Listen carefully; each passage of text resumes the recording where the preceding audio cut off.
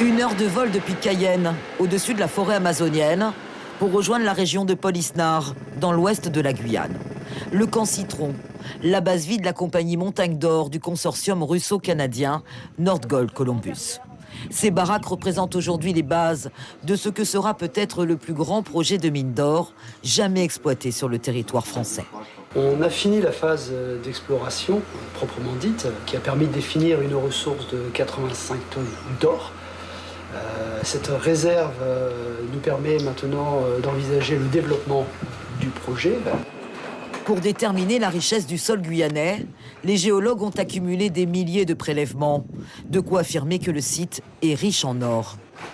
Mais en Guyane, l'opposition au projet est vive. 110 associations constituées en collectif hors de question dénoncent les atteintes à l'environnement, les dangers d'une exploitation avec l'utilisation du cyanure et les risques d'un accident majeur. C'est une technologie sûre. On parle des résidus et de leur contenu en cyanure. Il faut bien comprendre qu'en sortie de l'usine et avant stockage des résidus dans le parc à résidus, on a une unité de décyanuration. Donc les résidus qui sont dans le parc n'ont quasiment pas de cyanure, à des doses très très faibles qui permettent à un animal de venir boire dans le parc sans être intoxiqué. Pour la mise en exploitation de la mine industrielle de la Montagne d'Or, la compagnie internationale annonce vouloir investir 3 milliards d'euros en Guyane et embaucher massivement, dont 90% d'emplois locaux. Pendant la période de construction, nous aurons sur site en moyenne 900 personnes.